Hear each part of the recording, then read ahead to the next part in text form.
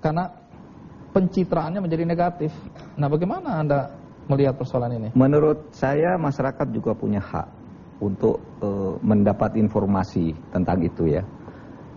Orang yang namanya disebut tetapi misalnya tidak dalam konteks kolusi, tidak dalam konteks mafia misalnya, itu kan tidak akan apa-apa gitu. Tetapi dari situ kan bisa disimpulkan siapa yang disebut di dalam pembicaraan itu yang sebenarnya telah melakukan mafia dan siapa yang sebenarnya hanya lewat saja misalnya, hanya kebetulan disebut misalnya. Faktanya nama presiden disebut dan presiden merasa dirugikan. Iya, tapi orang kan bisa menyimpulkan bahwa presiden di situ tidak ada kaitan apa-apa, hanya dicatut. Kalau dicatut seperti presiden itu, Mas Andi, saya sering dicatut. Baik, kembali ke soal pelanggaran HAM tadi, karena nama-nama yang disebutkan sudah dipublikasikan luas. Anda merasa nggak Pak itu pelanggaran HAM? Tidak, karena bagi orang yang bersih di tempat itu tetap akan bersih. Itu.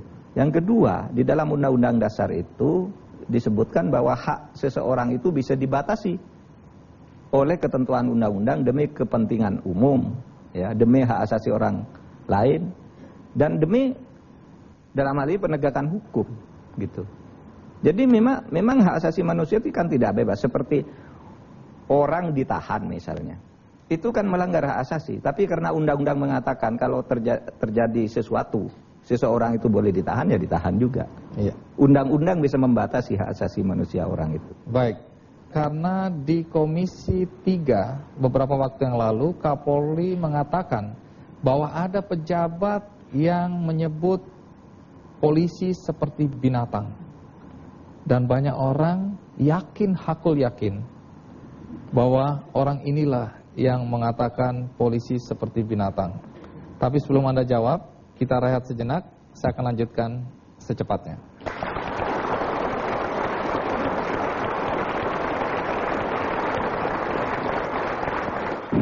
Ada pejabat yang mengatakan polisi seperti binatang. Semua mata memandang pada Anda. Ya. Karena Anda lah yang dianggap pernah mengeluarkan pernyataan seperti itu. Persisnya seperti apa kalimat Anda waktu itu?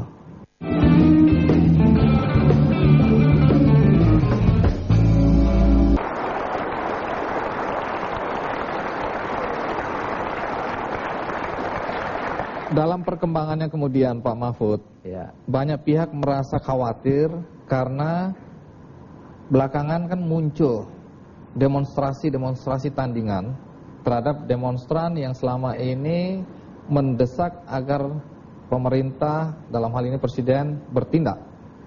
Kelompok berikutnya yang datang mengatakan bahwa presiden jangan mau terima rekomendasi dari tim 8. Kita harus menegakkan hukum, kita akan bela polisi dan kejaksaan. Orang kemudian takut terjadi benturan. Anda takut nggak? Saya tidak takut. Kenapa? Karena selama ini ya nampaknya tidak ada benturan antar demonstran itu. Kalau saya marah gembira sekarang ini kita bebaslah melakukan hal seperti itu sehingga pada akhirnya nanti akan ketemu jalan yang baik lah berdasar berbagai aspirasi dan unjuk rasa itu. Ya, Pak Mahfud, beberapa waktu yang lalu Kapolri di depan Komisi 3 DPR itu mengungkapkan perasaannya, mungkin tersinggung, mungkin sedih, bahwa ada pejabat yang mengatakan polisi seperti binatang. Semua mata memandang pada Anda, karena Anda lah yang dianggap pernah mengeluarkan pernyataan